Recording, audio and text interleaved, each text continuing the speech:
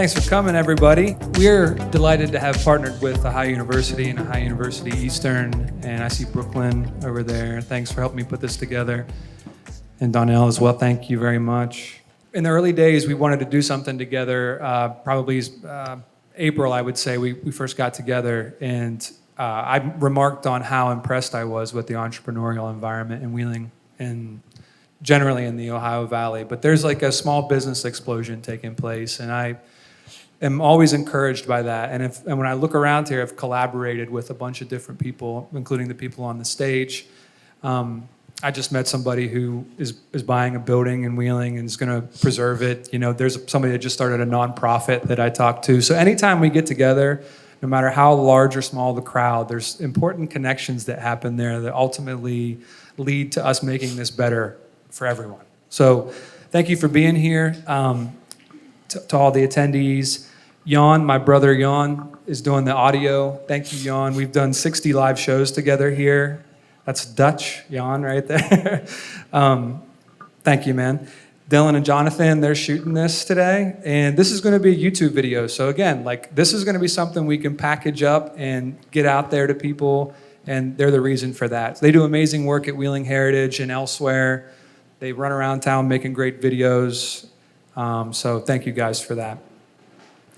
Wood-fired pizza, if you haven't been back to that spread yet, it's an amazing spread, and they're downstairs as well. And Tiff and Vance, the owners of Wood-fired pizza, amazing entrepreneurs themselves. They started that business 2016, I think, and it's a wildly popular pizza truck, and we're lucky to have them downstairs. All right, panelists, starting from the far end down there. Kelly, go ahead and introduce yourself. Was not expecting that. Hi, everyone. My name is Kelly White. I am the owner of Rust Belt Stained Glass Works. And I might say we, but it's pretty much just me and my family and friends and loved ones who helped me along the way.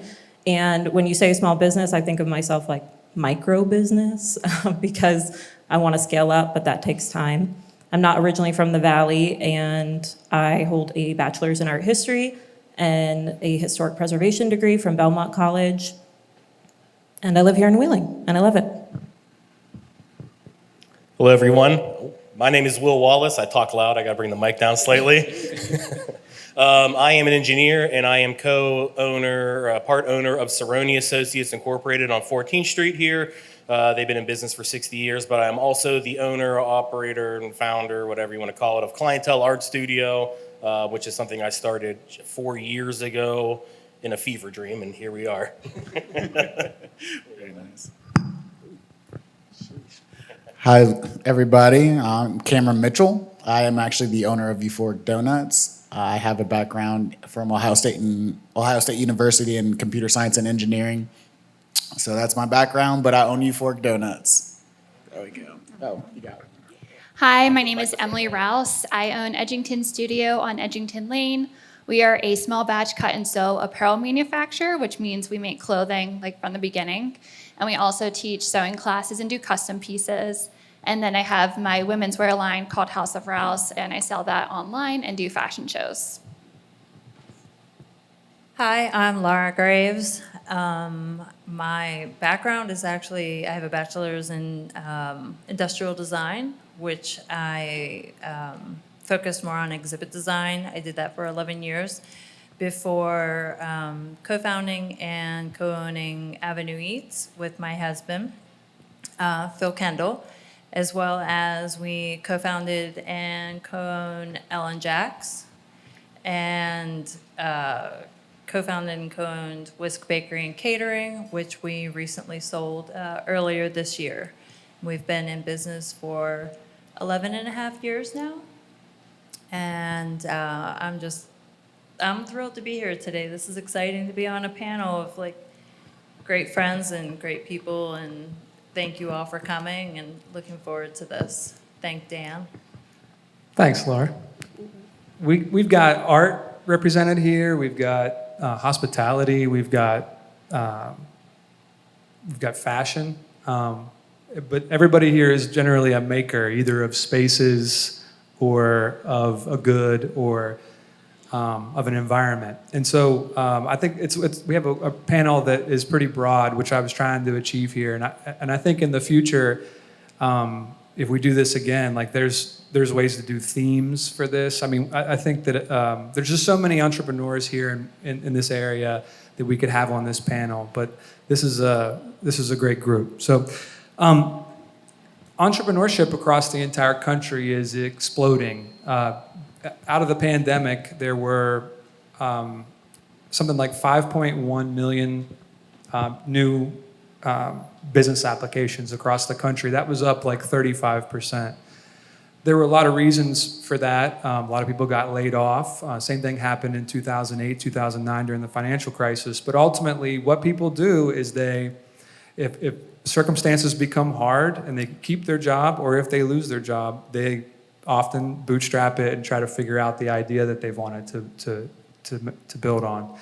And so that trend has just continued throughout 2021, 22, 23. And this area is demonstrating the same kind of small business growth. West Virginia has record applications. Ohio has record applications. Everybody seems to have 2 jobs, 3 jobs. I think everybody up here does. So it's just like part of the reality of this economy. And I just think that it's important that everybody here who has an idea is able to develop that other stream of revenue, stream of income. It takes some of the pressure off and also allows you to be as creative as you want to be. So that's the main thrust of this whole thing, is really just to try to encourage people to, get after that idea that they've been thinking about and try to demystify the process some. So that's why we're here. That's why these people were so nice to jump up here with me. We're going to share some of what we've learned.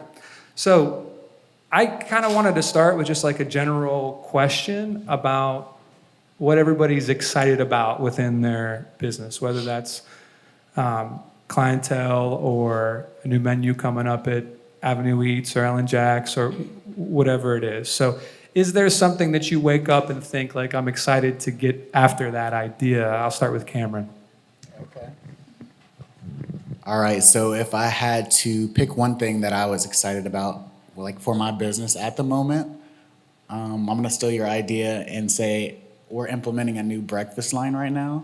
So the other day I had national equipment in the shop and everything, and they hooked up like our flat top grill and everything like that. So I'm still in the beginning phases of developing everything. So I'm excited about getting up, making that come together, and having a new product line, something that we can launch, and doing some advertising behind it. So. Everybody up here smiling and nodding because hell yeah. I'm definitely excited about that. Will. What am I excited about? I'm excited about a lot of things. I'm excited I'm getting married to Jenna next year. Oh. Yeah. We have a lot of awesome stuff happening at Clientele this year. This is my shameless plug. We have our annual Halloween party coming up. We have a show every month on the walls, an exhibit every month on the walls. We have a lot of bands coming through. Logan Schmidt, great artist in town, nationally recognized. He has a hardcore festival that is the 14th of September, and that is going to be at Clientele, despite the city of Wheeling. That's a whole other story.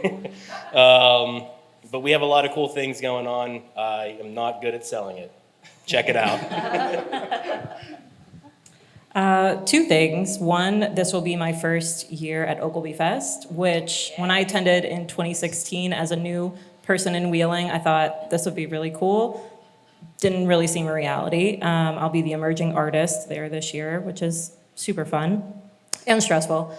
Number 2 is the Ohio County Public Library recently commissioned me for 2 artworks for an exhibit and the children's section.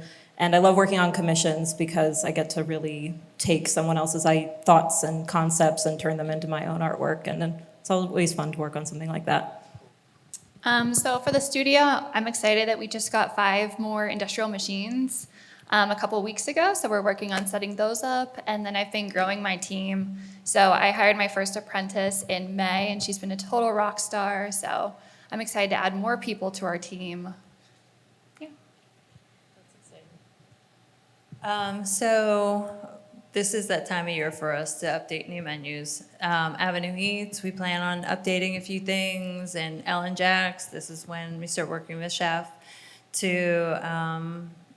don't do total overhauls on our menus, but we like to freshen things up, include more seasonal flavors and just different concepts or preparations that keep people coming back. Complacency is one of those things in this industry that, or in many industries actually, that if you kind of don't consider, people in complacency and that they have the option to move on, a lot of times that'll kind of come back to haunt you. And but my most exciting thing right now is a collaboration with my good friend Sarah Leidick, who's in the audience. Sarah's on Main, owner.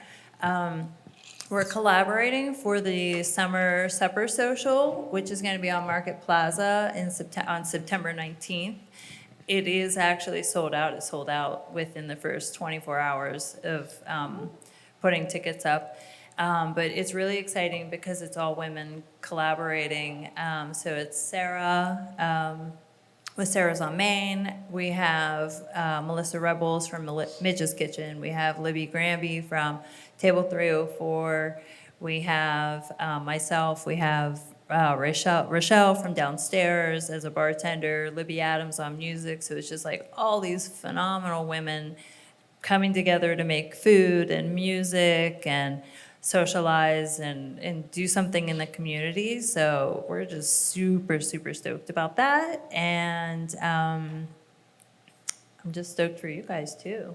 I didn't know some of this There's a stuff. lot of good news there. Yeah, lots of good stuff. I'm going to take it the other direction now, and I'm going to ask, is there a particular problem that's come up here recently for you, or a particular issue that you wake up thinking about or fail to go to sleep because you're thinking about, that you are kind of tinkering with, whether it's time management or whatever it may be, and like maybe some of the solutions that you've tried to put into place, and then maybe we can all kind of glean something from that. So, Kelly, I'll start with you. Time management, always. To me, every day has like 72 hours, which is just not realistic. And I really am upset at the fact that I have to sleep in order to survive. That is frustrating to me. I think my biggest issue that I've worked on, and I'm still just chipping away at it, is pricing. It is really difficult to dial in pricing on a piece of artwork. So, if you've ever created something yourself, you're thinking, how long did it take me to make that birthday card, that watercolor? And then to put a value on it is really just difficult. Also, my supplies have recently just skyrocketed. The price of tin went up by over 60%, which is a metal that I use a lot. And so luckily I was able to order in bulk for what I needed right before it jumped. And so just trying to pinpoint things like that where I can be ahead of the curve, but also not undersell myself and my time and my effort and my artistic value, whatever that may be. And obviously I would do this for free, but the economy would disagree with that. So pricing. Yeah. Suppliers across the board are killing all of us. As the people who like are standing there like making and giving the goods to people, there's no idea like typically that one step behind and a step behind that, they've jacked the prices through the roof on all of us. Yeah. And I think that like when you see downstairs like an $11 cocktail, you go, all right, dude, that's a little expensive. And I get that, but man, I'm telling you, You better be real strong. but the margins are so narrow these days because, and everybody feels this, corporate America has used the pandemic as an opportunity to, raise the prices and leave them that way. So I don't know. I don't think there's anything political in that. I just think that's an obvious thing that everybody universally is experiencing. Well, Yeah, I completely agree with you on that. And it's unfortunate because for years, as a consumer, you're on the receiving end of it where you're just like, this is ridiculous. I'm not paying $15 for a pizza or whatever the analogy is. But yeah, when you're on the supply side of it and you're looking at, ordering beer from the distributor and their beer prices went up by $10 a case, you have to change your dollar. I mean, that's more or less $1 a beer right there. And that's, I'm throwing out hypotheticals like for like a Bud Light, come on. So, but yeah, I would, echo off of what Kelly said. Time is the number one detriment to the small business owner. I'm sure everyone here would agree. It's very difficult. As we said earlier, everyone here in some facet or form has another job. I, as an engineer, work about 40 to 50 hours a week as that, you know.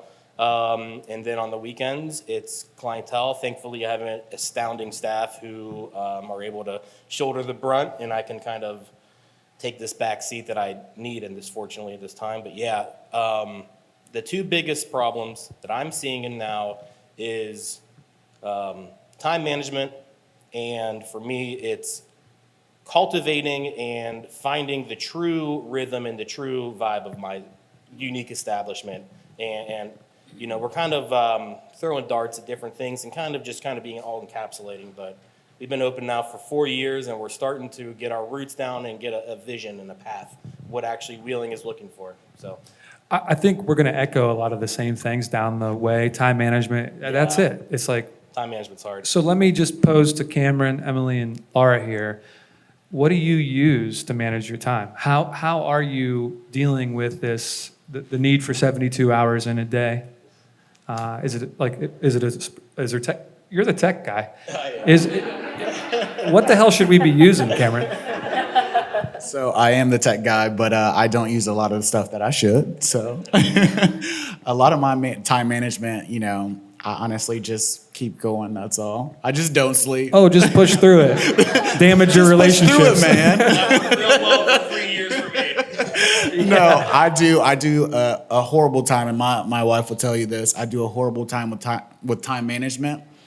She's always constantly reminding me to put stuff on the calendar, and I'm like, I'm going at 100 miles an hour, and you know, I don't actually have a system for managing my time that effectively works for me at the moment. So I can't give you the tech details on that, because I am literally going 100 miles an hour most days. Emily, save us from ourselves. Okay. Google Calendar. So every job that I have has a different calendar color. So I can basically like block the different times for each job and see like, okay, this is how many hours is going into this job and this job. And then I've also added in calendars for my apprentice and the other people that work with me, so I can see what are they working on, when will they be finished. That's going to require me to do something after that. It is super easy though if you don't finish something to like bump it to the next day, which is not great, but Google Calendar. That helps. I use one too, religiously, and it's the only, I mean, if it's on the calendar, it happens, and if it isn't, it doesn't. And that's basically how I try to manage my life. Laura, you at one point had 3 establishments running at one time. Yeah. You had Ellen Jack's at Whisk at the time, and you had Avenue Eats, and Avenue Eats was in its rebirth. How are you dealing with that from a time management perspective, tools, that kind of thing? So my situation is a little bit different because I, work with my husband, co-owner, partner. The amazing Phil Kendall, right over there. In the back of the room there. So so I'm really fortunate in that regard, in that we have different roles, but we both assume we're both owners, so we're both heavy-handed in everything. But really fortunate in the fact that we can split duty. I'm more of the money people person. We're Ellen Jacks, we're writing menus, and Phil's he's the get it done. He runs back and forth. He runs the errands. He knows how to fix stuff. He knows, so I'm really lucky in that regard. And managing our time, we found after this many years, we have to schedule time for ourselves. And we didn't always do that, and we definitely don't always do it well at times, but we don't use Google Calendar, and we have lots of lists and stuff, but one thing is we've really stood strong to the fact that we close on Sundays, we're closed on Mondays, and we can make those days whatever they need to be. If they need to be work, they become work. If they are a trip to Kennywood for the day, we're going to Kennywood for the day. And then, the rest of the days, we work our butts off. I look at my watch, and last week I had a day where it said I stood for 19 hours. And I had 15,000 steps, which with my long legs equates to just over 7 miles. And that was a Wednesday. So some days it's just, it's hard. But yeah, like I said, my circumstances are different because, then we compare who walked further, who stood longer, kind of thing. But that's how we do it.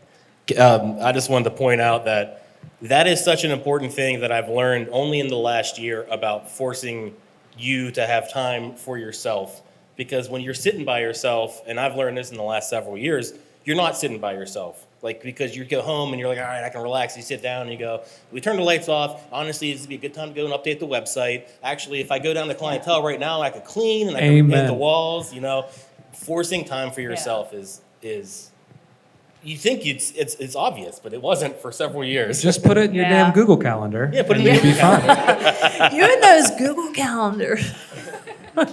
Like, We're also lucky though that we, between our both places now, before that, we have almost 40 staff.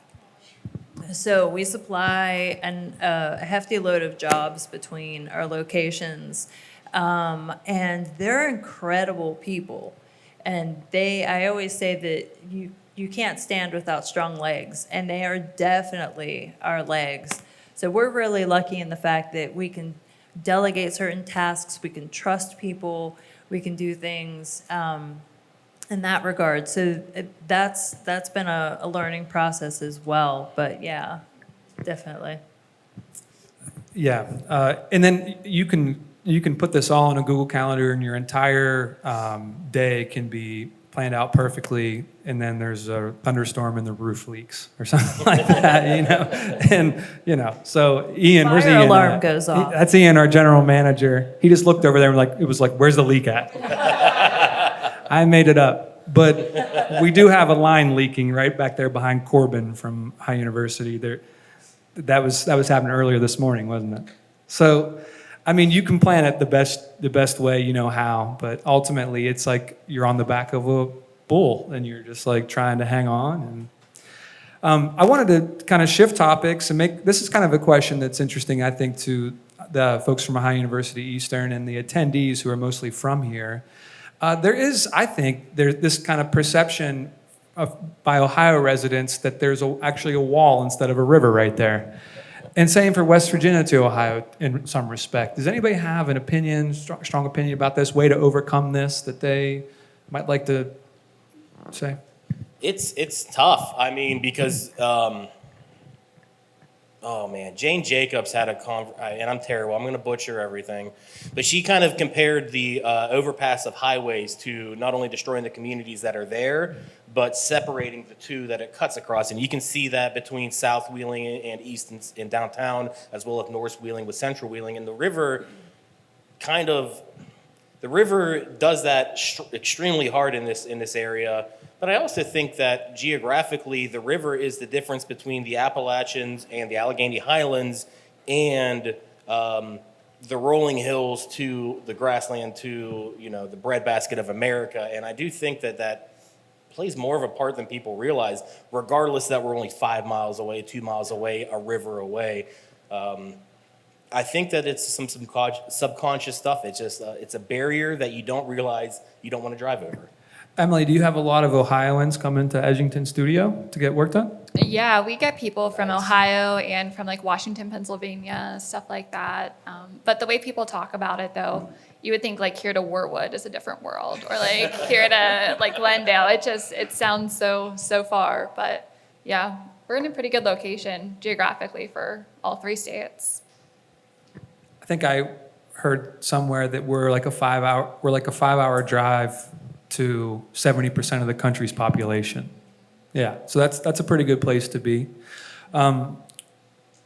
So I wanted to, again, shift gears, maybe talk a little bit more about the emotional aspect of this business ownership thing and trying to manage it. So, Kelly, who do you lean on? Is it family? Is it friends?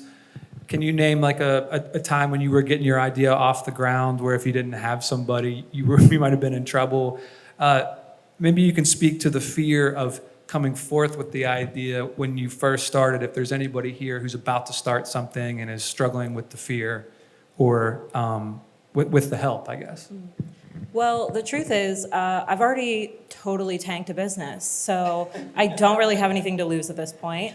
I had a carpentry restoration business because of my degree at Belmont College, and I saw a need in the community. There definitely is one. If that's the path you want to choose or know someone in your life who wants to do restoration, please encourage them. It's thankless work. It's really hard, dusty, gross, and I can handle all of those things, but it started to feel very much like a job, and I couldn't hang. And the whole time I was working on a wood window, I was thinking about a stained glass window that I wanted to make. So ultimately, doors open when they need to, and I was able to step into doing stained glass full time. But when I started carpentry restoration, that's what I wanted to do, was stained glass work and stained glass restoration. And I just did not think it was possible. I thought I would occasionally get a project, I would occasionally make something cool here and there, but it would pretty much be a hobby. And I was just lucky that I was able to transition it into something full-time. And again, if I hadn't totally just been terrible at my other business and it not worked for me, then I wouldn't be able to do stained glass full-time. It kind of propelled me into you have to make this work or you have to go back to a full-time day job. The fear doesn't really go away. You just learn to cope with it in other ways. You learn to just go work, just do the thing that you have to do. And ultimately, when I started my carpentry restoration business, I remember I hemmed and hawed for months about little things like getting business insurance and deciding a name and making a business card. That is all, excuse my language, the BS that is so easy to manage. That stuff is potatoes, small potatoes. Everything else, the managing clients, working with people, establishing relationships, that's where it really gets important, and maintaining those things. So the fear doesn't go away, just gets easier. Maybe that voice gets a little less loud in your head. You just find that the work is fulfilling enough to keep you going. Go ahead, Will. Okay, yeah. Clientele's a unique situation for me because I owned the building and I had this empty building, and we started just doing fly-by-night parties, events, and things there just to kind of house some stuff. And I saw the need for the community to do it, and I had the confidence of a middle-aged white guy landowner in America where why can't I do this? And let me tell you, I'm an idiot. It's been very difficult between when you first, everyone has that grandiose idea about what the small business is. I see the need to do X and it's going to be great, but you forget, and Kelly just alluded to this, that that's 20% of your business is the final product. Getting clients, getting the bills paid, doing payroll, blah, blah, blah, blah, blah, blah. It's just, it's a lot of just busy work. It's a lot of overhead. It sits on your shoulders, but it's part of the territory, yeah. Cameron, you came out of Ohio State, sure. Had your software job, and Euphoric Donuts, it was generally easy for you, right? Yeah, right. I was gonna say, I come from a software background, and baking was not my forte at all. So I will say, whenever I first started, with Euphoric Donuts, I had absolutely no idea what I was doing. I remember sitting at my job, and I was talking to my buddy that I work with. He was a developer as well. And I remember I was telling him, I was like, I'm gonna start this donut business, right? And see, it's just easy for you, I feel like. So he was like, we're talking back and forth, and I was like, I'm all ready. I'm planning how I'm gonna get this building. I was like, I'm gonna get this building over here, and I'm gonna do this, this, and this. And he's like, hey man, you should probably learn how to make a donut first. I I was like, man, how hard could it be to fry a piece of dough? And it was the worst 3 years of my life trying to figure out how to make donuts. I was absolutely terrible. I threw away thousands of dollars worth of dough. So It was the same with me in construction. I got you.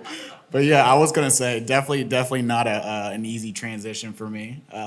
But hey, here we are. Everybody loves the donuts, that's for sure. That's good. That's a good thing. I'm going to take a quick side bar here. You and Laura collaborated on something at last year. Weren't you making donuts when their kitchen was closed? And So Laura was absolute angel, and I had some things going on in my building that prevented me from using this space. And Laura and Phil were kind enough to lend me their space while that was going on. So that's what was going on. so with they that. were using the kitchen. It was a no-brainer. Yeah. I mean, there were no angels involved in this.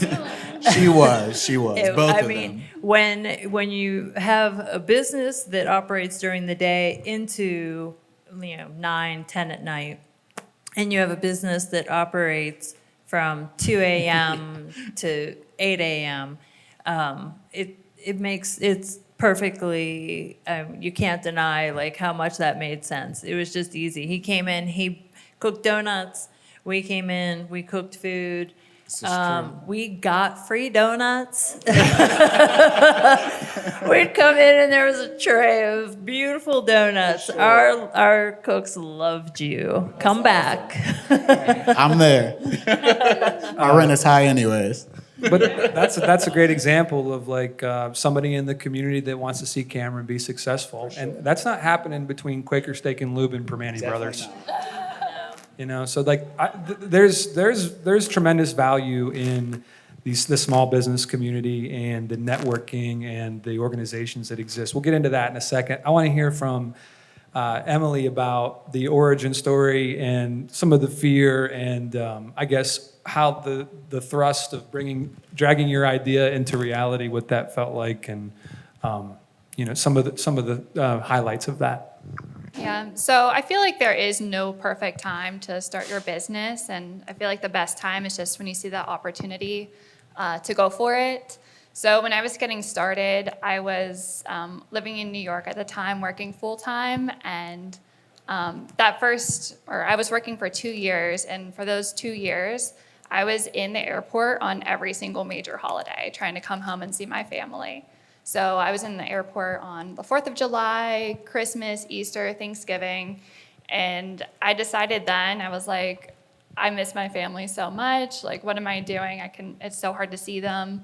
I'm not gonna do this anymore. Like, I'm gonna make a change. So on my way to those full-time jobs, I would work on the bus and like type out a business plan on my phone. I would like sit in the employee break room before work, during my lunch break, working on this business plan until the time came and I was like, you know what, like I think I'm ready for it. I organized for my LLC and then I put in my notice and I was like, it's time to go for it, which was really exciting, so. Is there family that helps you today? Yeah, so my mom works with me 2 days a week. And pretty much everybody knows that if they come to visit me at the studio, I'm gonna put them to work. So friends and family are very aware. But sometimes, I don't always have the time to hang out with my friends. So they say like, oh, can I come over? What can I do to help you? I had one night in particular right before a fashion show and it was midnight and I had both my parents working, my sister, my brother-in-law, my best friend, all just trying to help me finish and beat that deadline all night long. So they've been everything. Lara, I've had a front row seat to some of the crazy times and the adversity in our effort here, and you already had a long track record of you and Phil of overcoming all kinds of different things. And when you guys first started Avenue Eats, you were kind of first to the game. It felt like as an Ohio boy who loved wheeling, loved coming down here, was interested in what was going on. Avenue Eats was like that cool spot, that kind of made it feel like things were becoming more modern, if you will, And so those early days of Avenue Eats, I'd love to hear about that. Love to hear about Ellen Jacks and how that's a completely different thing, different approach to it. And then maybe some of the early days of here and all of you and Phil's courage in coming here. Yeah, you can just speak to some of that. So, I mean, anybody that is from the side, or at least the West Virginia side of the river, because we were talking about that barrier there. So Avenue Eats, when we first started that, it was really, really hard.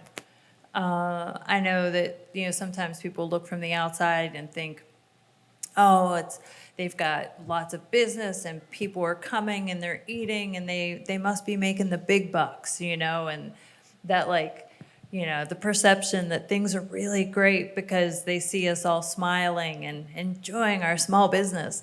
But it's really effing hard, and I'm not gonna lie. But the flip side of it is also really rewarding.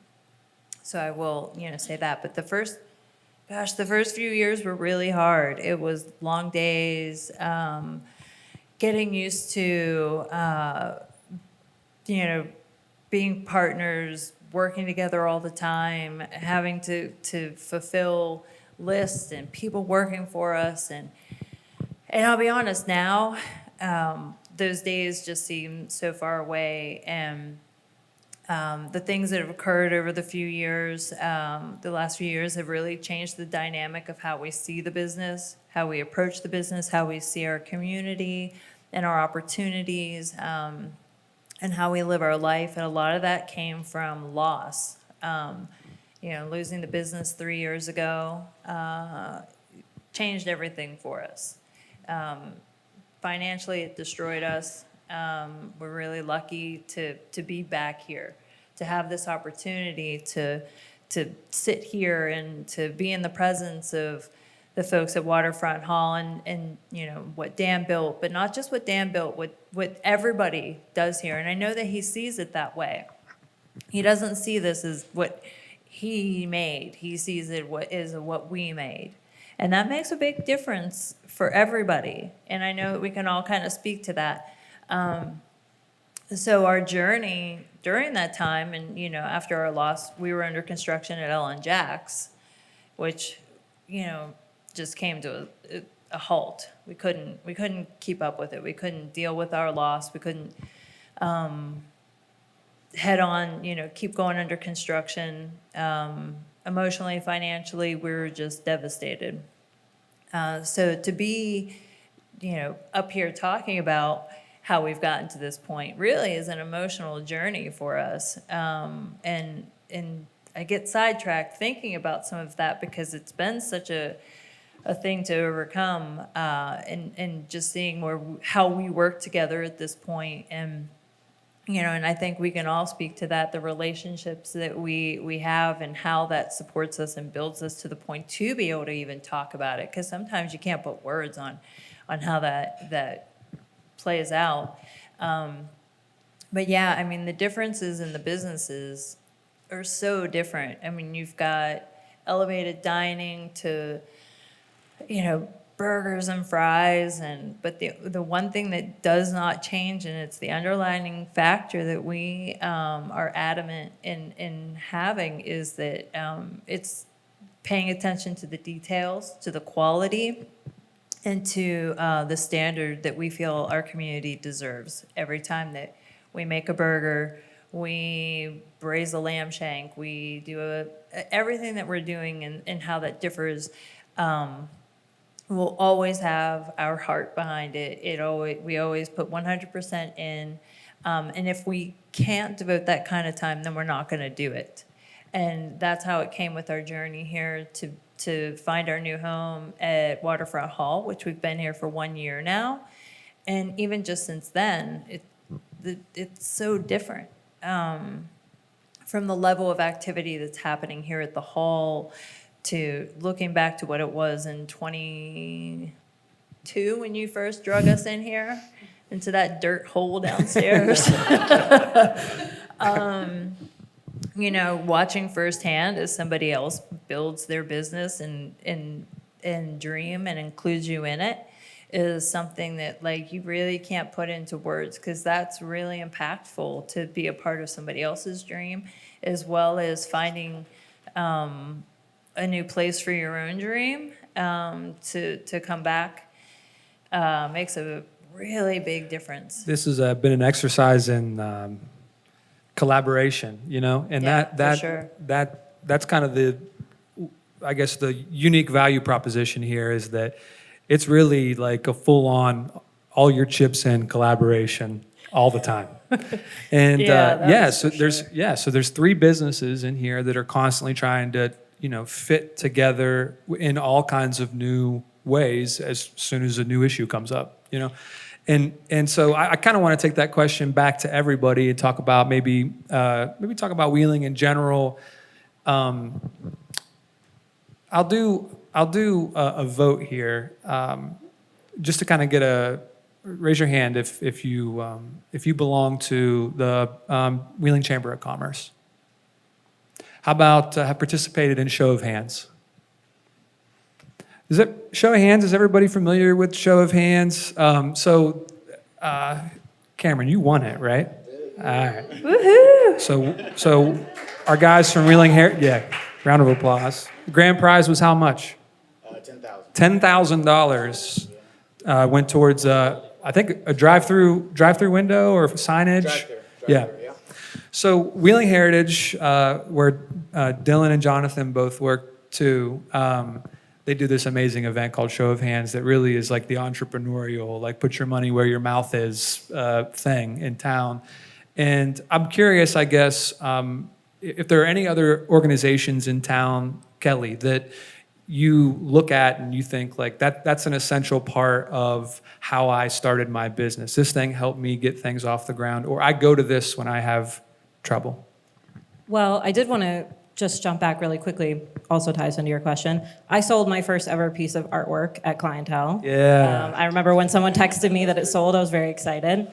And I installed my first large commission with Dan present. He actually watched a 5-hour energy roll out of my pocket as I was installing it.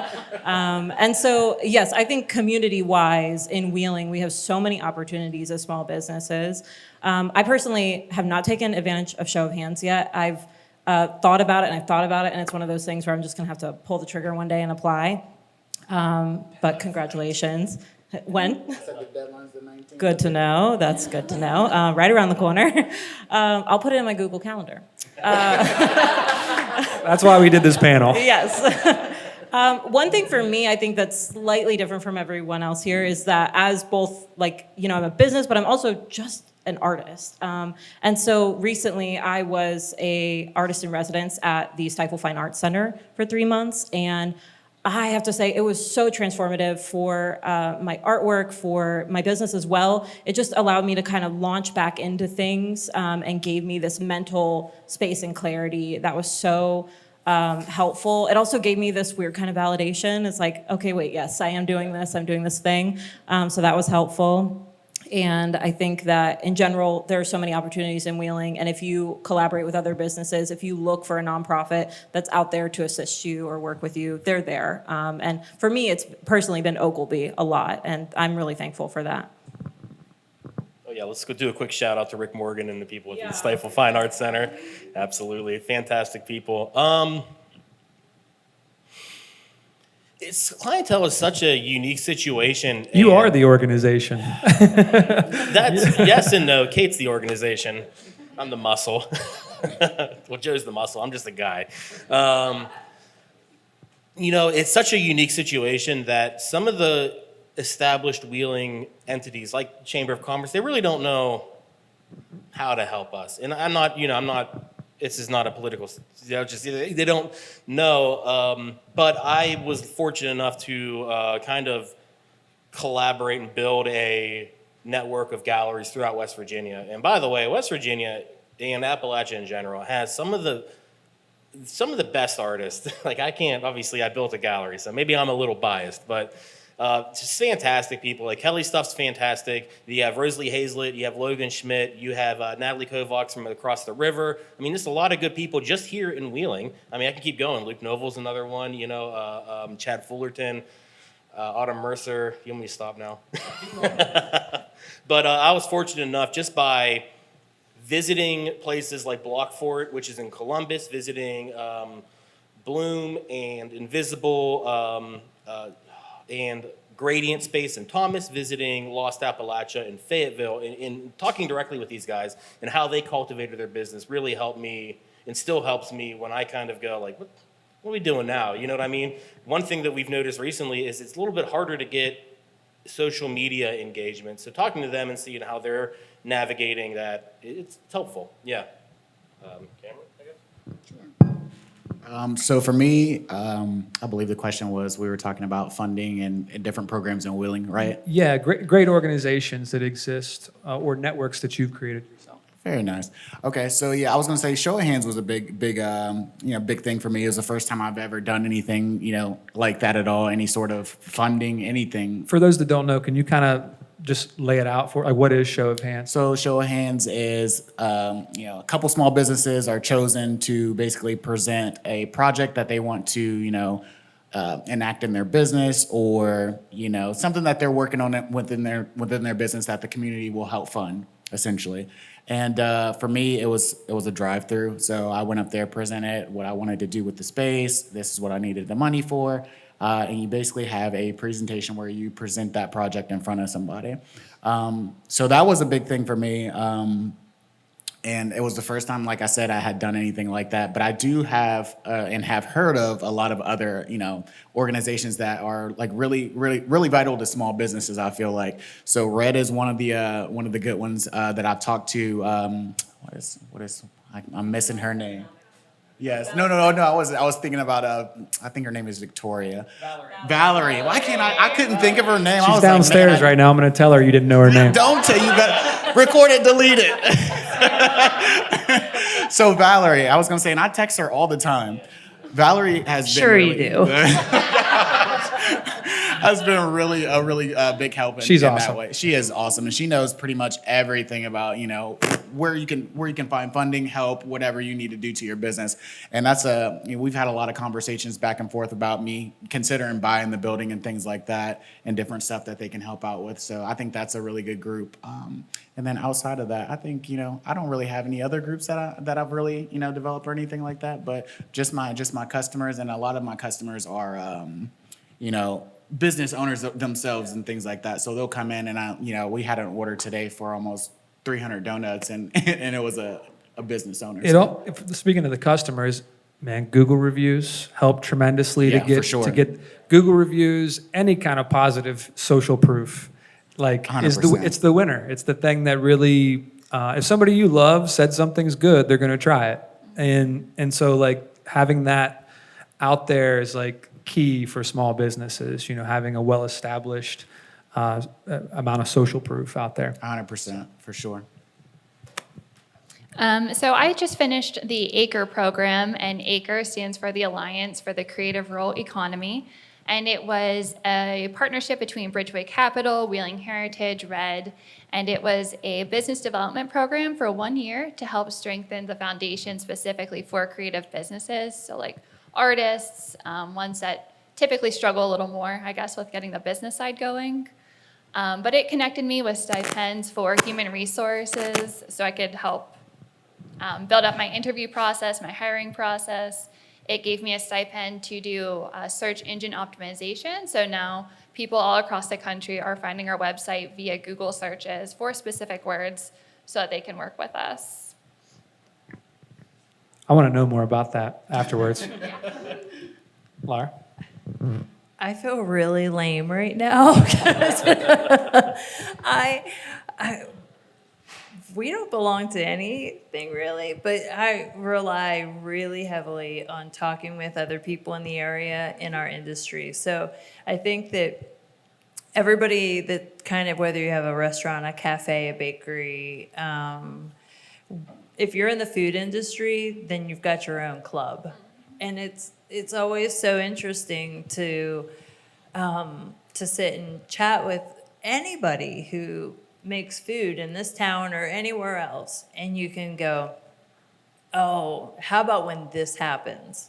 and they can fill in the blank because you know what happens when somebody calls off an hour before their shift and they're supposed to be on the line and you have 50 reservations and you're going to be down your salad guy. And so whereas we don't belong to any formal groups or organizations, and I know that Wheeling has lots of great things to join and people to talk to. We find the majority of our support just from the people in the community that understand like how hard that can be to work all day or be anticipating a big day and but you're shorthanded and your food's going to cost a lot and you still need to pay everybody and your electric bill's insane kind of thing. The people in the industry get it. One more question, and then we'll go to some Q&A if we have any, and then we can mingle for a while too. If you guys have any questions you don't want to ask on the mic, but all right. So, Kelly, if you had a billboard on Interstate 70 out there, and you had only one message that you could give for the rest of your days, right? Just whatever message you would want to send, one billboard, and it could say Rust Belt Stained Glass Works if you wanted to, but I'm curious what you would put on it. I think I would go with something like stained glass is for everyone. Part of my kind of artistic modus operandi is that stained glass has historically been this great, beautiful, high form of art, and I think that's lovely, and it's gotten us here. But now I get to make things that are silly, and I get to make a Dolly Parton mirror, and I get to make, yes, he does. I get to make pride flags, and I get to make whatever pops into my brain and whatever pops into my clients' brains. And so stained glass is experiencing a renaissance specifically where it is becoming this great cottage industry. And so I think it would say stained glass is for everyone, and it would probably have one of my goofier, silly little mood projects on it.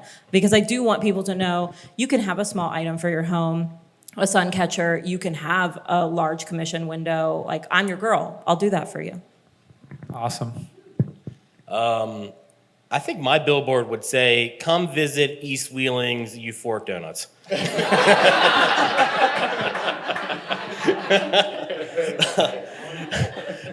You know what? You asked that question when we did our run through, and I have been chewing on it since then. And I keep going back to this. And maybe it's a cop out, but like clientele is so amorphous that to put something on paper for, in memoriam, it's difficult. And I think back to the ad I put in You're Not Seeing Things, great magazine getting pushed out by Adam Payne here in West Virginia and Wheeling.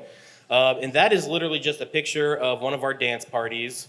And I put the clientele's logo on it. And then in a very watermark, I put a goofy picture of me with a wig and sunglasses on that I sometimes make as Crazy Will, my alter ego, for promotional items. I don't take too many things seriously, so I'd either do that or I'd just buy a billboard and put Dan's face on it with no context. That was 3 billboards I just counted. I love billboards. Thanks, Will. I don't have anything super exciting to put on my billboard, but if I did have to do a billboard, it'd probably be something along the lines. Do you ever see those billboards that are like, you're going to heaven or you're going to hell? Those type of billboards? Yeah, I'd be like, yo, if you don't eat euphoric donuts, you're going to hell. Putting pressure on the consumer. I like that tactic. There we go, for sure. Well, no. I think I would do like a help wanted ad to get more people in the door. Yeah, I'm tired of doing this shit myself. Please help. Love that. Laura? I actually do have a billboard. We do have billboards, and they've been successful. It's not a Lamar plug, but they are who we work with. We work with a designer named Jean Ann Renshaw. She's actually right there, leaning against the brick. If anybody needs your billboard, that's your girl. But we've utilized ours solely at this point just from a branding standpoint for Ellen Jacks, being kind of, the new business downtown in the restaurant industry where we were different and trying to promote more of a elevated dining and things like that. We just wanted to get our brand out, and so we hop around some different places in Wheeling. But if I were gonna just make a billboard that I could just say whatever I wanted, and I'm not gonna say anything bad right now. I used to always say that it could never be worse, or it could never get worse, and whatever that is. But lately, I have found a lot of peace in saying it's a lesson, not a loss.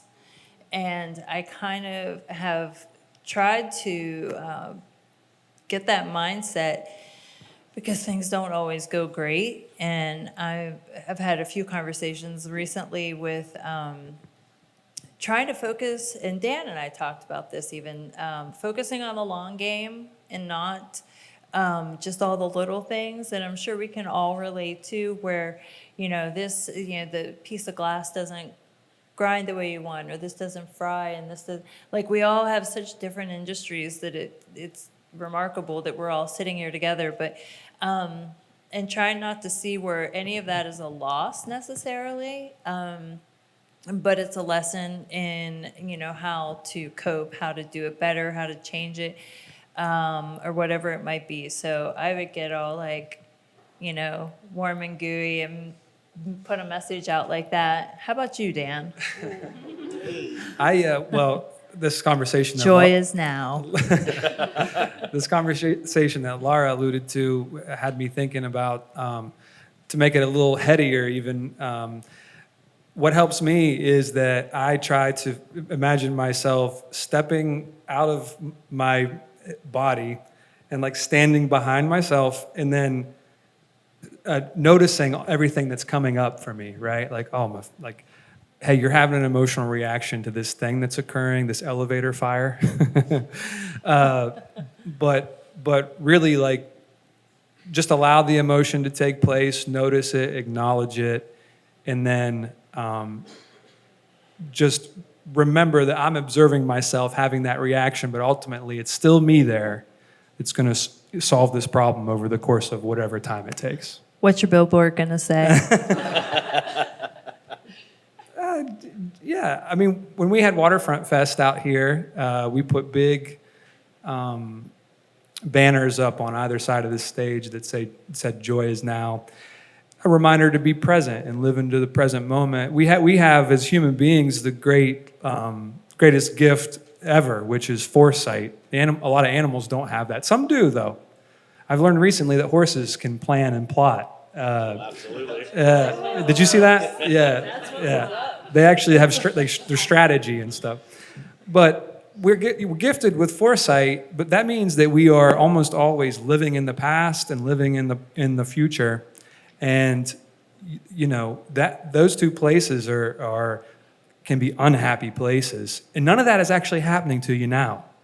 And so just having a reminder that if you focus on the present moment as much as possible, that there's joy there, and all of the critic noise that you hear about yourself, about the past and the future, it usually isn't there with you, if you're paying attention to that person sitting across from you. So sorry to get heady, but that's thanks for asking me.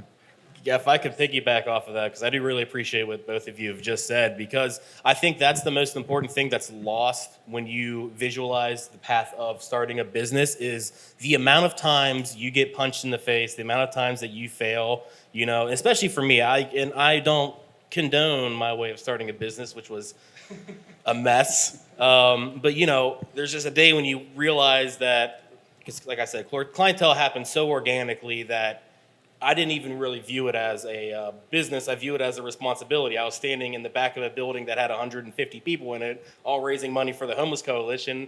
And I said, well, this must be something. Going from this must be something to the inspector being like, none of this is right. And if you want to run a business, like, what are you doing? And realizing that I need to get a beer license and I need to do all these things. It's a lot of things walk up to your face and just kind of sucker punch you, and you're like, you're not ready yet. So, no, it's perseverance. It's big, and learning from the lessons. we'll wrap on that. Any questions? We'll do some Q&A. Yeah.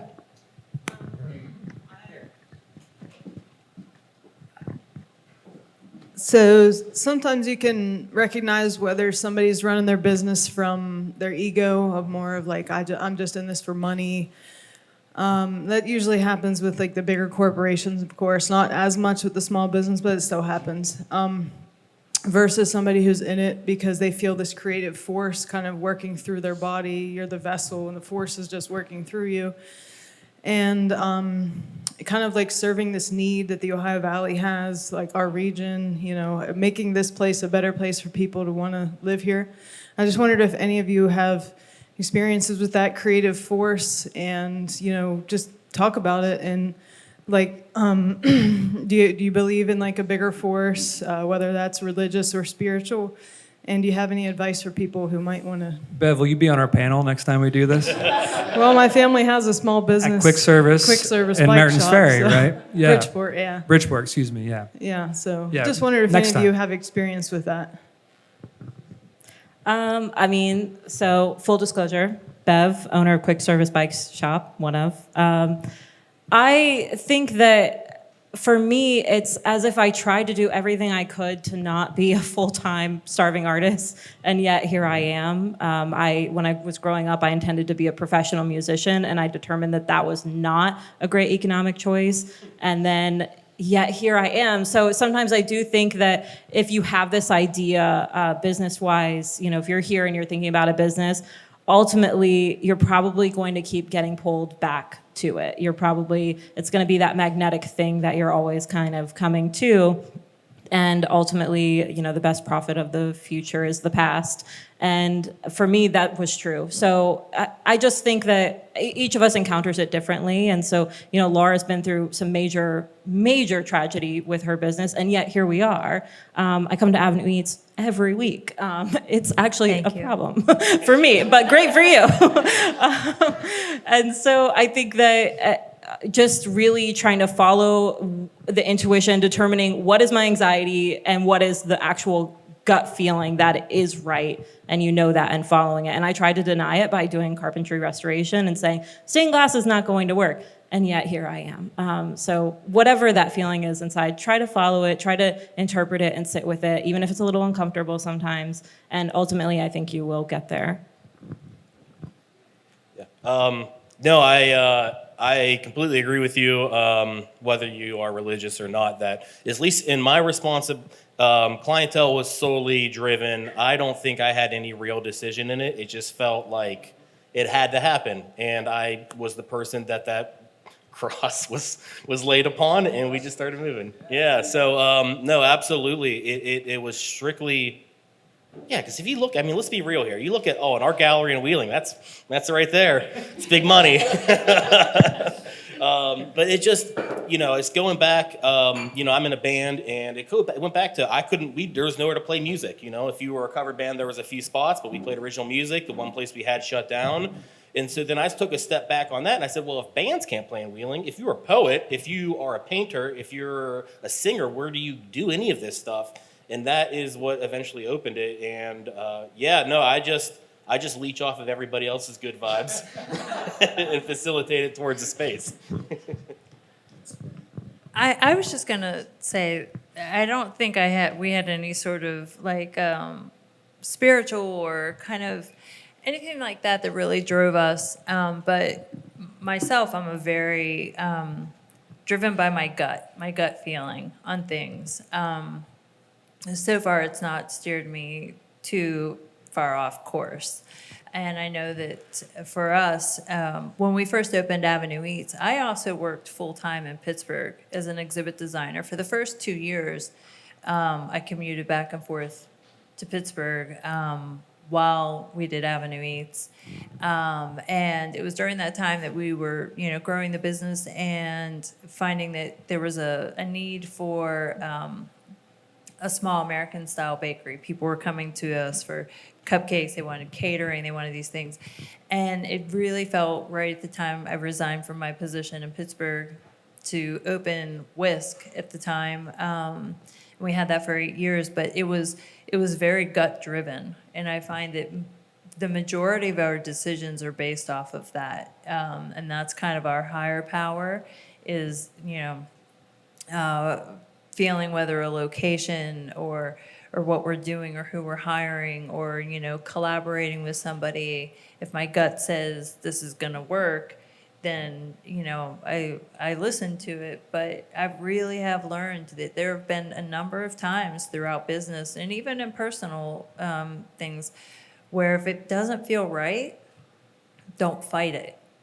The right things will come along. There will be more opportunities, learning those yeses and those nos and listening to that gut, to me, has a higher power than anything else that's ever forced me into making decisions. I do want to get to another question, great question, and I would like everybody to answer it, but I want to make sure we can get around the room. Any other questions out there? Yeah.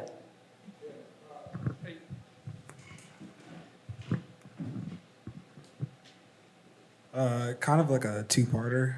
Did any of you guys perform any like market analysis before or after opening your business? And then the second part, I know the economy is like kind of stifling with interest rates and inflation, but is there any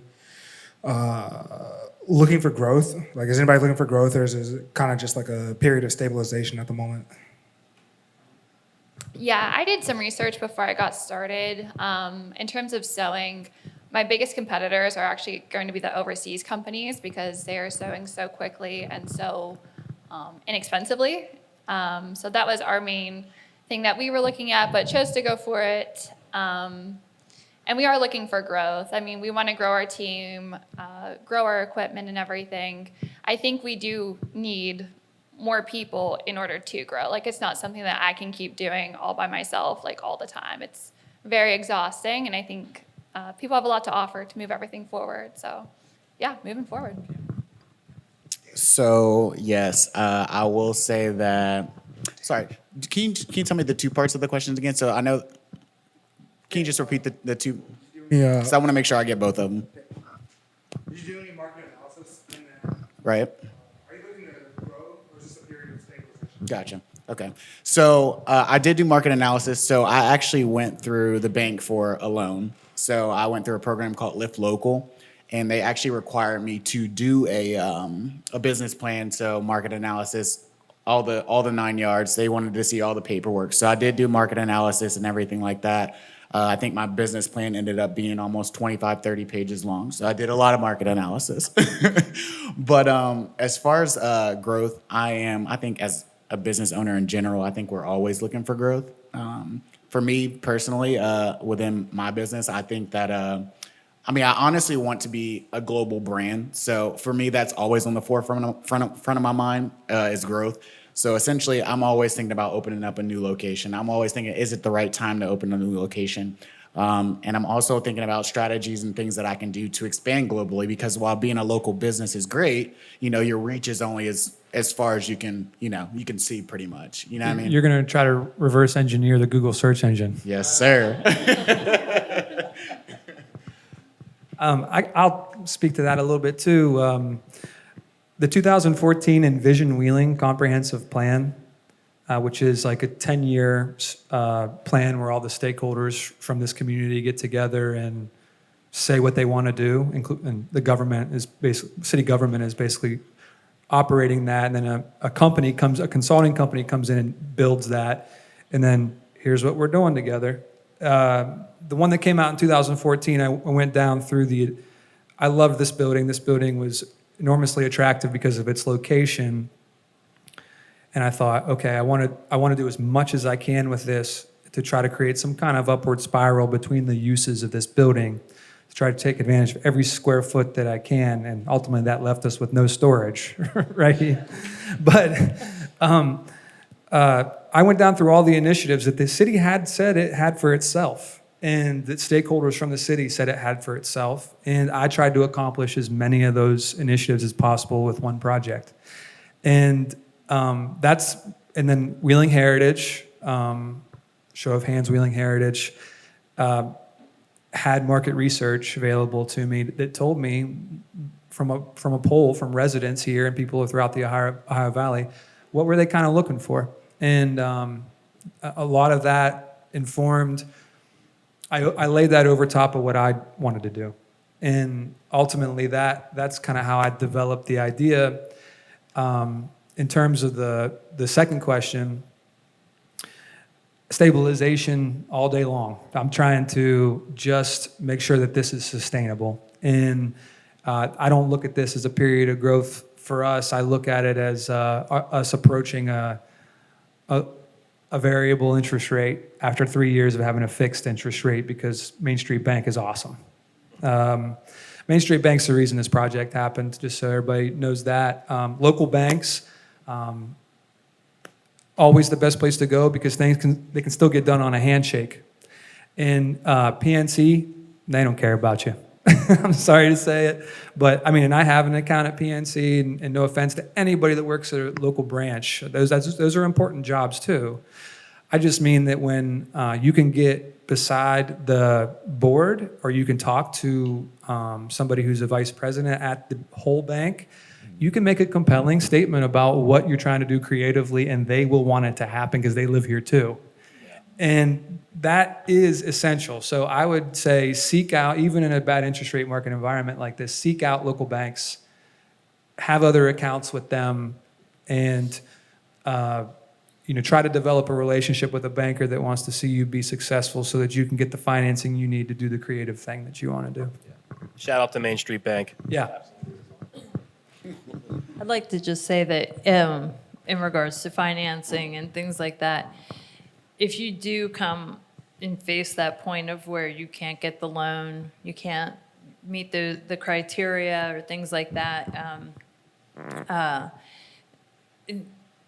there's nothing wrong with digging in and just putting some grit to it and making some sacrifices. And when we lost Avenue Eats, and everything kind of fell through with loans and finances and things like that, we turned to cashing in our retirement to finish Ellen Jack's, and it's panned out and stuff, but the risk is worth it. And it's super great that the local lenders and stuff can be fantastic, but there's also something in there where you just do what you got to do.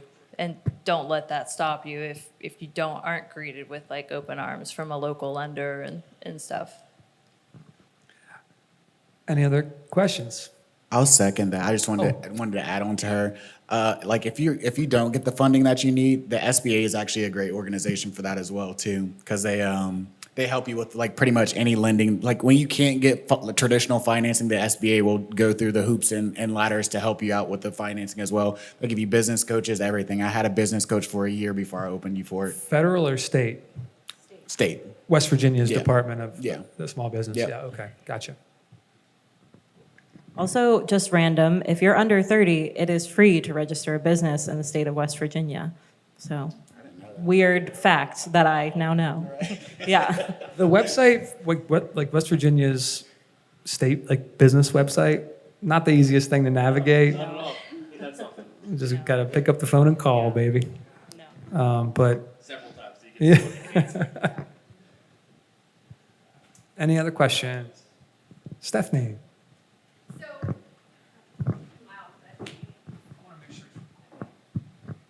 So first of all, thank you all for coming together to do this. I was supposed to head to my son's soccer game, but we had a rain delay, so I'm thankful for that also.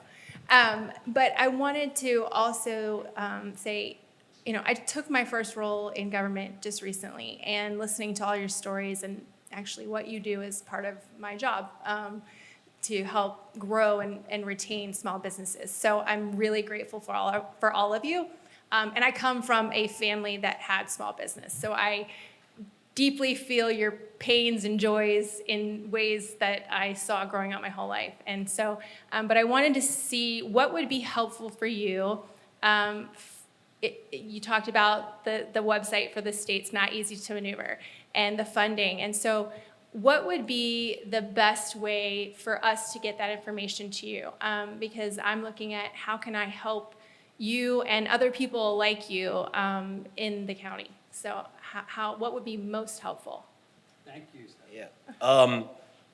For a dummy like me, honestly, just, I feel bad because I leaned on so many shoulders trying to figure out how to do things that just because I didn't know. Just the point of contact to just be like, hey, how do I navigate X or Y would be fantastic, because sometimes you walk into a problem and you're like, oh, well, open the door and it's just an empty room and you're like, I got to fill this with something to figure this problem out. But I think, yeah, just communication or some, facilitation. Maybe, Emily, go. Oh, I was gonna say, just conversations like that. I feel like there's so many resources that our state has that not everybody knows about, but just being able to sit down and talk one-on-one and say, here's a problem that I'm having. Like, can you connect me to somebody or a resource or a website or something goes a long way. I find that there are too many organizations trying to help.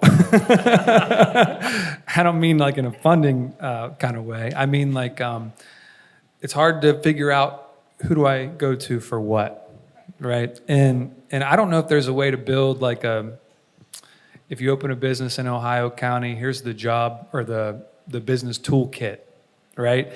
That state organization does this. That local organization does that. Here's who you call if you want to get a building permit in the city of Wheeling. And on that, here's who you don't call. These are you don't.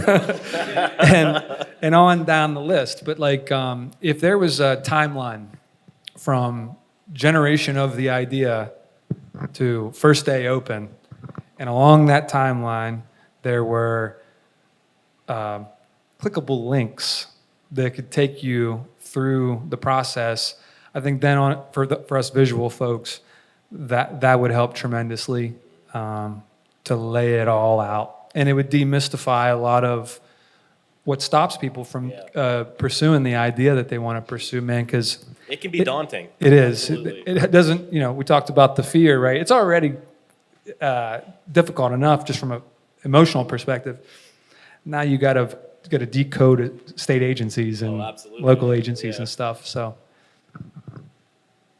I was just going to say, and I don't necessarily think that this is something that one position could impact on its own.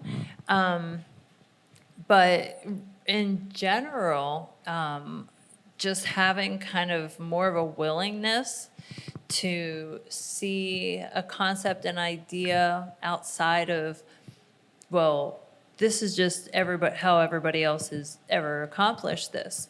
And, we came across this, Dan and I and Phil, when we were trying to first open Waterfront Hall, Avenue Eats inside of Waterfront Hall, and what that meant as our state saw things as far as from alcohol licensing to having food in a shared space and things like that, and having to really push hard for, state government to see us outside of, that we are a new concept. We're the first, this is the first place of it, venue of its kind in the state of West Virginia. So there wasn't anything out there to refer to and to use as an outline. So I would just encourage for government to have a more of an open ear and maybe see things the way like Dan experienced with a local lender, where they were open to thinking outside of the box and taking a risk. And if we're willing to take the risk of doing business in the state of West Virginia, I mean, somebody should be willing to take a risk with us, because I mean it's not an easy thing to accomplish in this state. So I think that would be my only input. It's not specific, but. round of applause.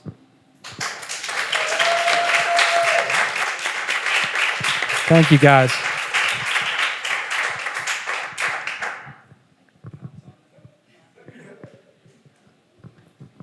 Thanks to our panelists, you guys. I appreciate you doing this.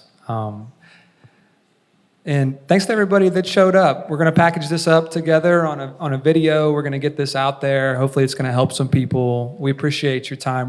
You're welcome to hang out for a while up here. There's a cash bar over there. I want to thank our panelists. I want to thank Ohio University for making this possible and for catching me at a time in my life when I desperately needed a branch college to go to. And then later, finishing up at OU was a great experience. And so OU made this event possible, and I want to make sure that I point that out. Thank you, Brooklyn. Thank you, everybody. Thank you, Dean. And I want to thank Adam Perzanowski, who has made Waterfront Hall possible as well. Adam is my right-hand guy at the insurance office, and if it weren't for him, this would have never happened. And then Ian back there, our general manager, who's an amazing human being and has slept in this building more times than he cares to admit. And not on a couch or bed either, sometimes on a bench. Yeah. Amazing guy. Carly's been with me since day one as well. Thank you guys. Thanks for coming. Appreciate you. We'll hang out for a while. Thank you, Ohio University.